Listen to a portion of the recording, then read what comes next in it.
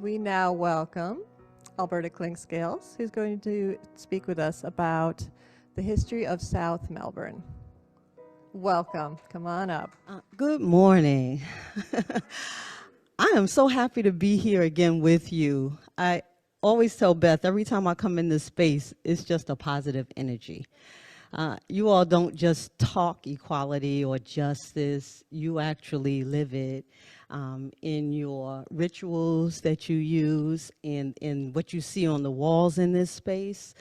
It's awesome. So every time I come here, you know, sometimes these conversations are hard when you talk Black history. And so I always feel a little bit, you know, like, you know, I don't want to be the Debbie Downer bringing information, but some information is really hard, but it is our history. It's not just Black history, it is our history. And some history we do have to acknowledge in order to get, move through it.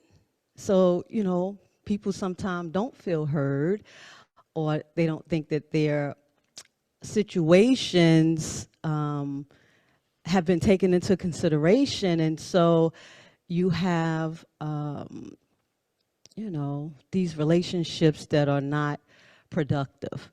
And I think relationships can be more productive as we talk about things that are really hard to talk about, but they're necessary in order for us to move forward. So I'm always thankful to come in this space, and always thankful that people who don't look like me are interested, because sometimes we don't think people are interested, you know, but it is our history, and I'm happy that you're inclusive and that you also recognize the need to know the history of all of the people of the United States.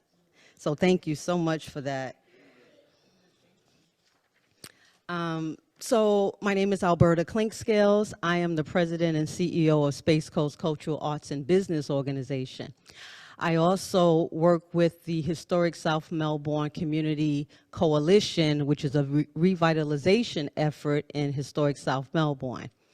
And when you think about Melbourne, if you know where Crane Creek is, those of you who live here, you know where the back center is, so you know Crane Creek, and we talk about South Crane Creek as a historic space. So what we did was work with the City of Melbourne Historic Preservation Department to identify some of those properties in South Melbourne that are historic. Because a lot of times in these spaces, none of that stuff is considered historic if nobody's talking about it. So we have a lot of properties that have already been destroyed, have been torn down because, you know, it wasn't valued. But now we see that there is a value. So I wanted to talk about this topic because of the fact of the revitalization effort that's going on. I'm also a cardiovascular nurse at Holmes Regional. I work in the heart center. So I do have a big heart for people. I have a love for people. So I'm always smiling. They tell me, you know, I go around the place smiling, bringing joy, as well as doing my work with my patients, which I love very much, doing that work as well. So I'm going to go ahead and let you go to the next slide. So the founding of Melbourne, Florida, formerly called Crane Creek. You can go to the next slide. So that's our topic for the day. And you can stop and ask questions, or you can wait to the end, however you like to do it. I am good with that. I do want to say that in the United States, most people don't know that during the Reconstruction era, that there were, which was between 1863 and 1877, that there were over 1,000 Black towns. 1,000 Black, so 1,200 is on record, but people know that there's many more than that that don't make the record. So these Black towns were created to flee oppression, because as you know, Black Americans were enslaved during that period. We did have people who wanted to start Black towns because they were, like I said, fleeing the oppression under whites, and they wanted to create safe spaces for them to live, to raise their families.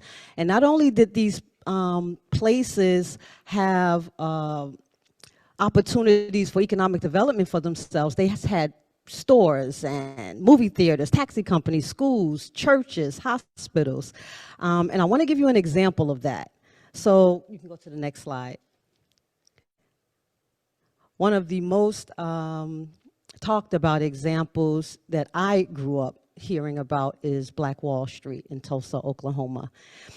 And so in that space, that was a space that Black folks, like I said, were fleeing oppression.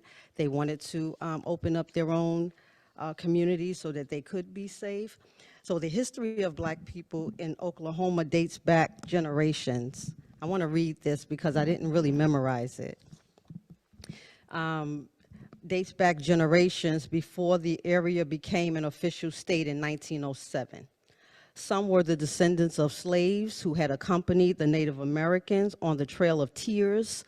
Others were the children and grandchildren of runaway slaves who had fled to the Indian nations in the years prior to and during the Civil War. It wasn't until the late 1800s, when the first discovery of oil was made in Oklahoma, that Black populations increased tremendously, with an influx of people from Missouri, Mississippi, Georgia, building communities that consisted of Blacks attempting to escape oppression, lynchings, and rape on the slave plantations to carve out a safe place to live and raise their families. Some Black residents later found out that they had settled on oil-rich land and became incredibly wealthy. The Black residents founded the Vernon AME Church in 1895 and the Macedonia Baptist Church in 1897. In the 1900s, there were 27 Black towns in the region that is now called Oklahoma. In 1905, Blacks began buying land on Greenwood Avenue in Tulsa, Oklahoma. But most of Tulsa's Black residents had come during the Great Boom years, with the founding of the Glen Oil well just before Oklahoma became a state. It was Greenwood Avenue that would eventually evolve into the center of what is called Black Wall Street. You can go to the next slide. In the 1900s, the population of Tulsa was estimated to be 1,390 people. Where Black people made up 5%, 70 people. Most were laborers, servants, housewives. There was a Black lawyer, blacksmith, and stonemason, and full-time preacher. In 1905, as Blacks brought land on Greenwood Avenue, a Black newspaper was established called the Tulsa Guide. However, in 1907, Oklahoma became an American state, and the white power structure immediately enforced a series of laws to turn Oklahoma into a white-dominated state. This is the same thing that happened in the region called Melbourne, which we talked about last year in our presentation on Melbourne's Black Founding Fathers. The key issue was power and control of resources. In the case of Black Wall Street, the control over the oil boom. You can go to the next slide. So if you think about that time period in the 1800s, there was a series of laws that served as the impotence for Blacks to have free advancement or the freedom of advancement. The Emancipation Proclamation. The Civil War resulted in the abolition of slavery with the ratification of the 13th Amendment to the United States Constitution in 1865, formally freeing millions of enslaved Black Africans. The Reconstruction period, 1863 to 1877, all three amendments was passed. You had the 13th, 14th, and 15th Amendment. And they aimed to grant equal rights and protections under the law to Black Americans. These amendments were written specifically for Black Americans and was intended to abolish slavery, grant citizenship, and equal protection and voting rights. That same time period, it also witnessed the civil rights legislation aimed at protecting the rights of Blacks, such as the Civil Rights Act of 1866 and the enforcement laws. And the reason for the enforcement laws is because even though acts are passed, it doesn't mean that it changed the hearts and minds of people. And so you still suffer. We had military reconstruction, and that I consider it was in the southern states. The federal government implemented military occupation and oversight to enforce these new laws and assure the rights of freed Black Americans. This period saw the establishment of biracial governments in many southern states, with Black Americans participating in the political process for the first time. Go to the next slide. So now that takes us to Melbourne. The same thing that I described to you for what happened in Tulsa, Oklahoma, it is not new. It is a process that many Blacks was going through.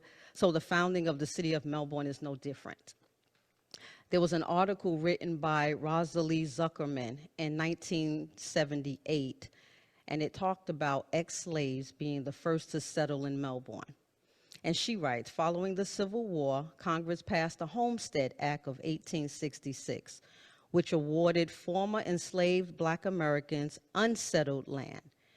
It was this act that brought Melbourne's founding fathers, Peter Wright, Balaam Allen, and Wright brothers to this land. And white settlers didn't get here until after 1877. The founding fathers were no different. Like I said, the towns represent instances of Black self-determination and agency in the face of immense adversity. They illustrate how freed Black Americans sought to build communities and establish economic, social, and political independence in the aftermath of slavery. Melbourne founders had many businesses. In an interview most of you may know Mr. Charles Jackson. He is a lifelong resident in the city of Melbourne.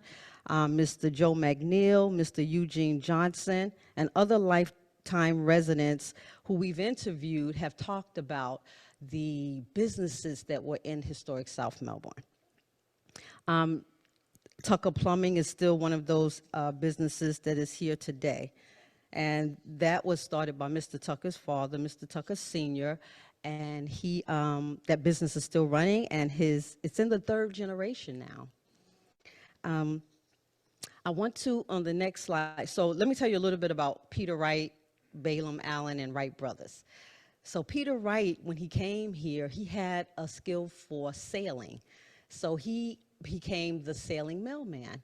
So what he used to do is he used to deliver mail from Titusville all the way up to south of us, to Malabar.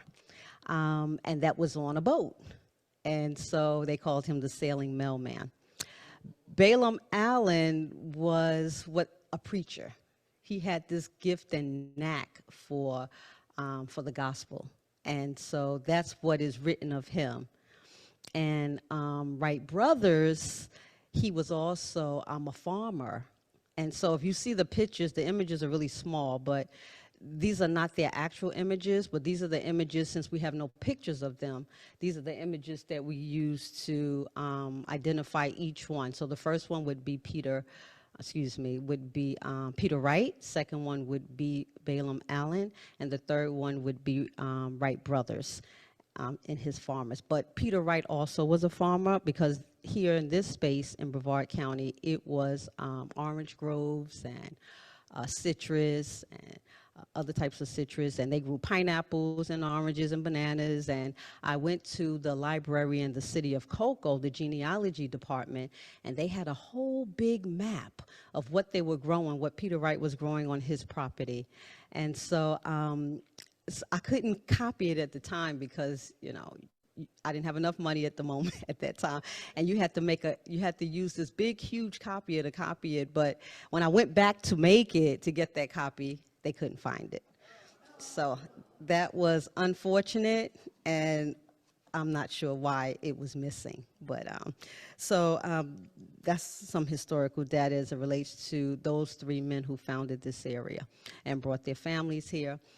In the next slide, I just want to show, despite these advancements, there should be one more slide. before. Is there one before that?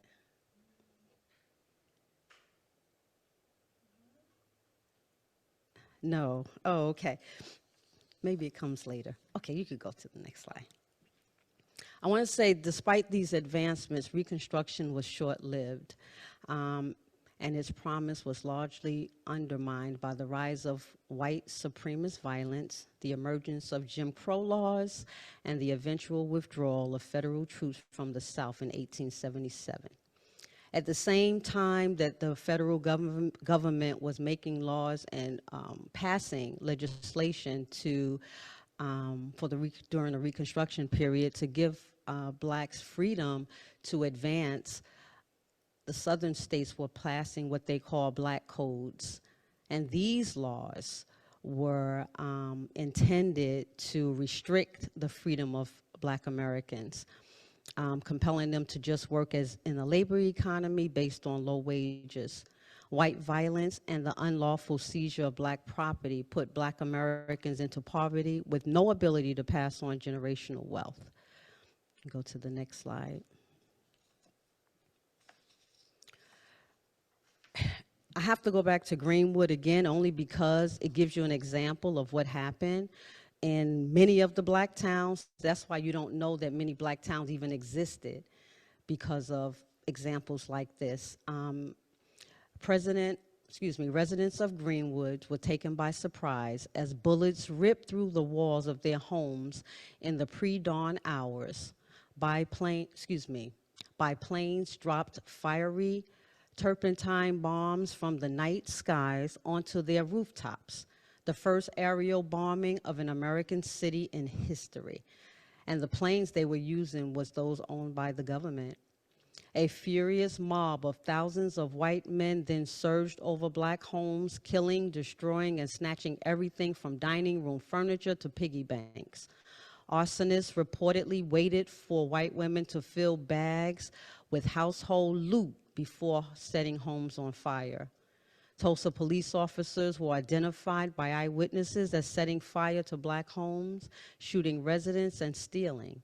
Eyewitnesses saw women being chased from their homes naked, some with babies in their arms, as volleys of shots were fired at them. Several black people were tied to cars and dragged through the streets.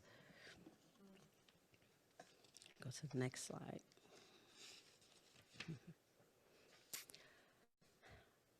Where's Black Wall Street today? Where's the town of Melbourne today? Where are all the businesses today? I mean, I don't have pictures. I wish I had pictures that I could really show you of what was there. We are trying to gather pictures from those lifetime residents, and we're hoping to have more of that. And I'll tell you, because one of the initiatives in the revitalization is a museum, which is the house of Wright brothers. It's still standing, and I'll show you a short video of that. But I do want to say that should be the question: where are these cities today, and how come these communities are so impoverished today? So the question should be, where are they, and what happened? And so, if you could take me to the next slide. So this is some of the bombing that you would see in Tulsa, Oklahoma. And this, you can go.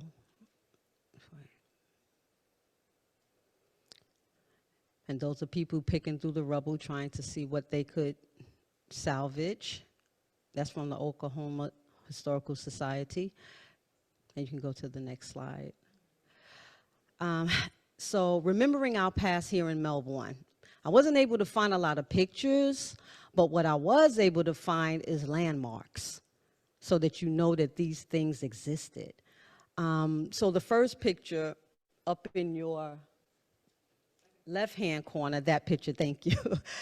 That is the bluff over there on the Indian River Lagoon. So if you go to Lincoln, anybody know what Lincoln Avenue is? I see some heads shaking yes.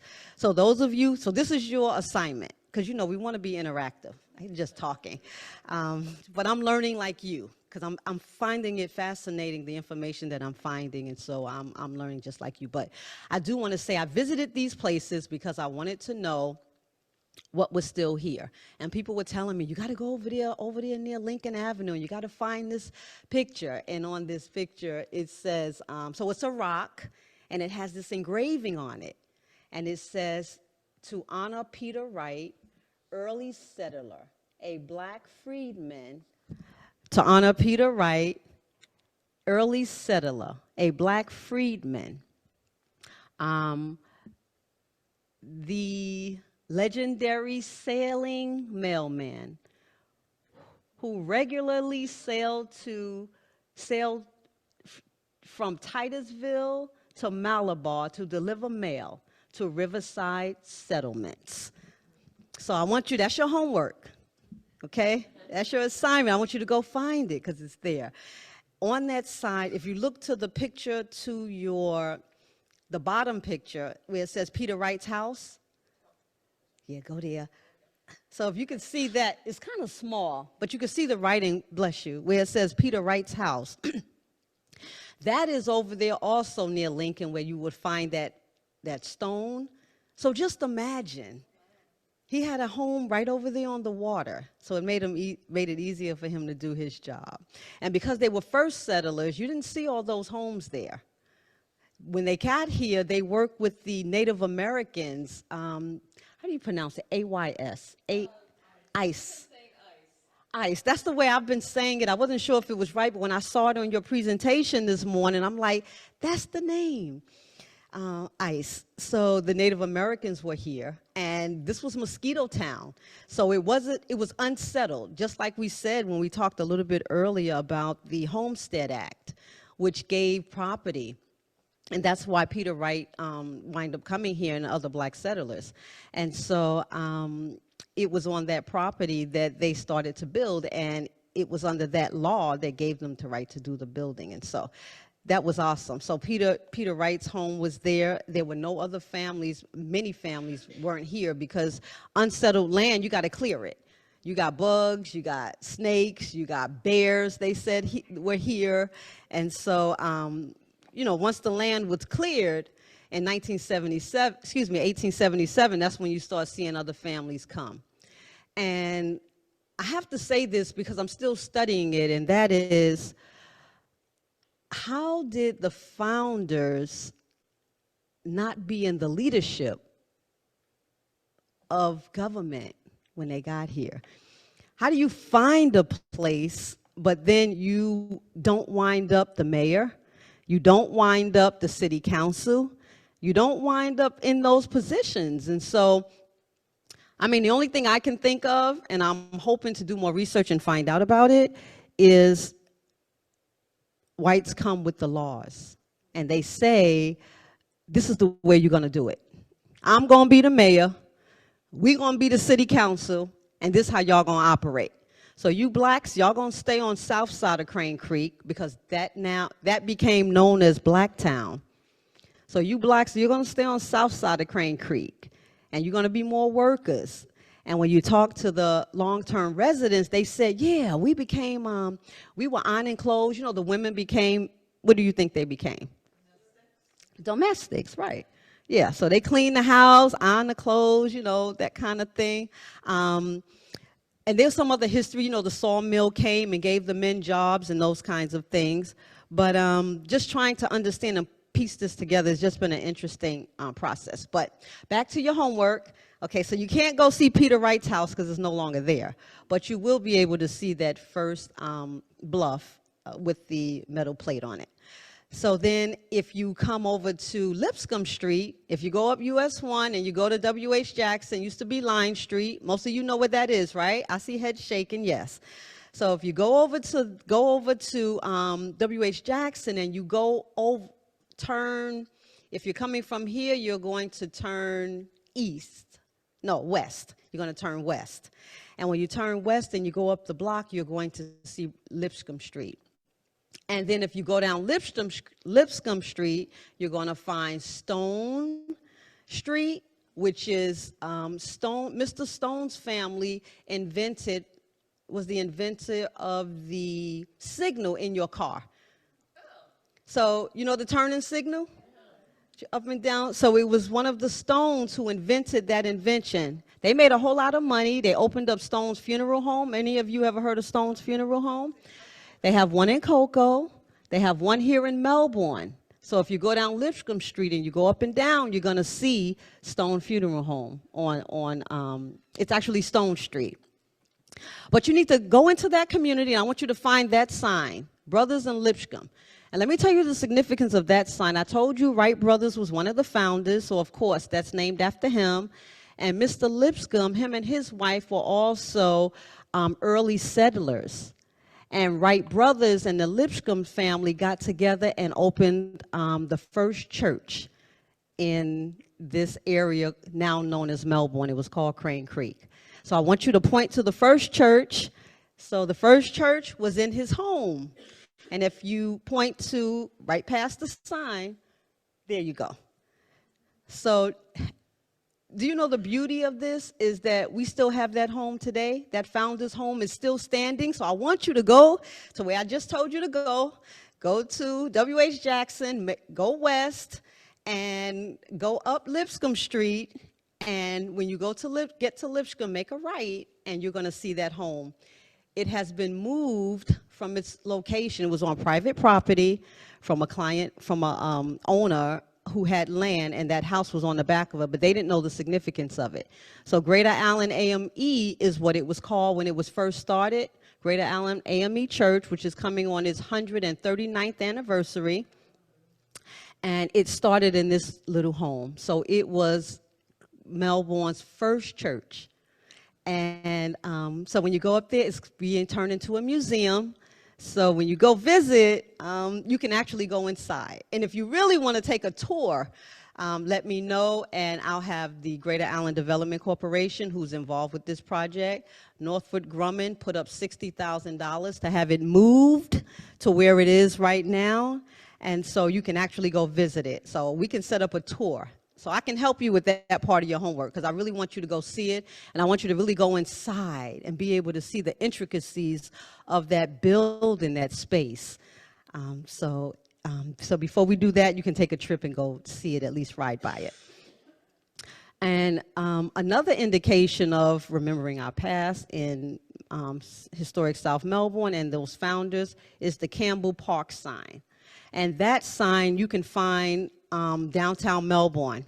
So if you go to the north side of the creek on 192, West New Haven, go east, and you are going to find this blue sign that's there. Most people drive by it, they don't even know that it's there.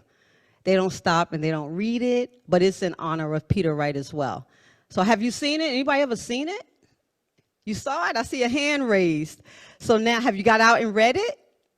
You have? Okay, cool. So we need the rest of you to go see it. And I'm just proud that the city has had the people in this Melbourne area have preserved this history so that we all can have an opportunity to see what the history of Melbourne is. And so I am going to go to the next page. The next slide, please. So just like in Tulsa, Oklahoma, I told you Melbourne is really not that much different in terms of why we don't see some of these historic places at this time. And some of the devaluation and the economic growth that was going on in historic South Melbourne, how come it's no longer there? What has happened? And so I wanted to talk about the Melbourne Colored School. So it was established to serve the African American community in the area during the time of segregation.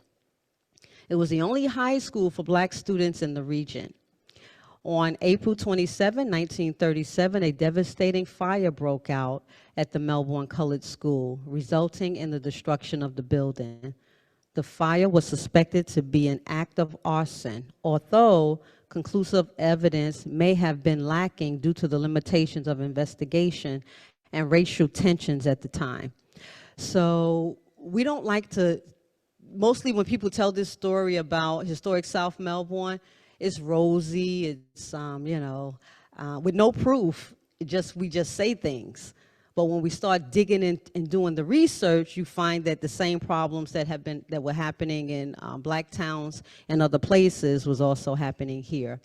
I also researched the city of Cocoa, and there's a pastor there. He's passed on now, Pastor Wells, who talked about the racial tensions that was going on down in the city of Cocoa and the marches that were going on. But most people don't think that in Brevard County we had any of that. But we did. And so that was just an example of what was happening in Brevard County as well. And this fire, like I said, it was not conclusive. Nobody went to jail, just like in Tulsa, Oklahoma, even though you know who started those fires and those actions, but nobody goes to jail. And then the people lose their properties, they lose their ability to pass on generational wealth. And so, so if you go to the next slide. So I don't want to focus there. I came in this room this morning and I read something on that wall over there. And I had to go back and read it because I thought it was that important. And I really wanted to say it when I got to this slide. So I don't remember it offhand, but can somebody, do you have a mic that can go over to that wall? It's the one by the first one right there. Yeah. Let me make sure. Yes. Yes, when one door closes. Is that Albert Einstein? No, that wasn't Albert. No, this is Alexander Graham Bell. Alexander Graham Bell. So I want her to read it for us. When one door closed, another door opened. But we often look so long and so regretfully upon the closed door that we do not see the ones which open before us. And I thank you for reading that because that's sometimes what happens. We're in an environment now, and this space that I'm standing in now, people care. People want to know. So those who have been working in historic South Melbourne, trying to revitalize it, we keep getting closed doors. But what I want to say to you is, we need your input. We need your help. So I'm asking you to just do your homework. Go ride around the community, see those historic places that we talked about a little bit here today. And at some point, I'm going to come back to Bev, and I really want you to have more input into what happens in this historic space that is Melbourne. And, you know, yeah, so that's really what I want to say. Yes. Thank you, and questions. May we all be blessed with the light of understanding. To God be the glory. And I just want to see if anybody have any questions, any comments, questions. Yes. The school was located where Brothers Park is right now, so you would have to go down into downtown. So what they did is once the fire happened, the school was turned into a park. And so that's where it was located. And so I don't know if you know where Brothers Avenue is, and I mean Brothers Park is in Melbourne.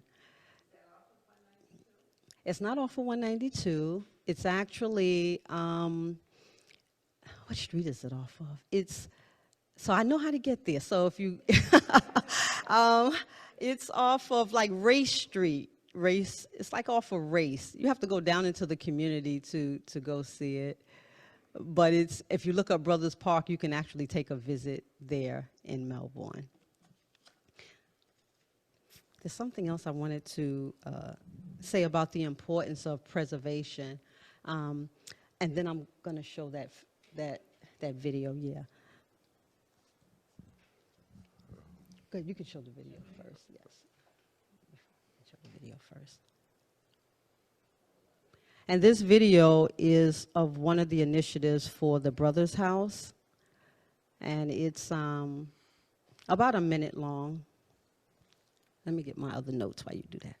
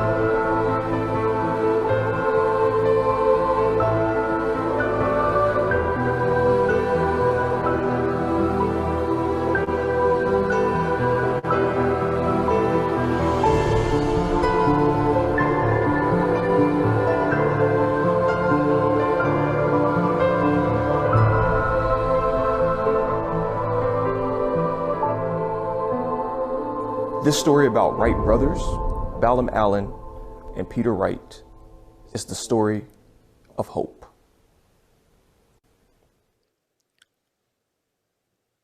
I just wanted to show you the movement of that house, and I meant to add one more homework assignment to your homework, and that is that little red schoolhouse. That was the first schoolhouse for children who weren't in high school. It was the first schoolhouse, and it's on FIT's campus. And if you saw, yeah, so if you haven't seen it, that's one that you do need to go see as well. I wrote some notes for myself and left them over there, but historic preservation. Studying these towns help preserve and amplify the often overlooked contributions and experiences of freed Black Americans during Reconstruction. It provides insights into their struggles, achievements, and resilience in the pursuit of freedom and equality. And so like I said, I will be contacting you all as I get more pictures and more information, I really would like to share with you and have you come out and see that whole film. I just showed you the trailer, but we use it as a fundraiser. So we'll probably be doing it again. We did it at the theater, the Great Island Development Corporation. We did it at the West Melbourne Theater on 192, and we had a great showing that day. How many of you came out to see that? Did you see the whole film? Is one worth seeing. So we're going to set up another showing, and I'll make sure I send that to Larry and Beth so that we can invite you all to come out and really get the overall history. I wish today I was trying to get Mr. Jackson to come here with me because he knows the history better than I do. I'm a youngster as it relates to them, and I'm striving to tell this story and invite people to know about the work that's being done in historic South Melbourne. But when you go to see that film, you'll see all of the elders there because they all come out, and you'll have an opportunity to speak with them. You'll get an opportunity to see them in the film. So as soon as we get a date, I'll send that, and that'll be a part of this presentation. So I'm giving you just a touch, but when you come out to see that film, as soon as I get a date, I will send it to Beth and make sure that you all have an opportunity to come. And the tickets are pretty inexpensive when we do this as a fundraiser. So I just want to thank you for the time, and thank you for letting somebody who is young in this educational experience speak to you today. Yes.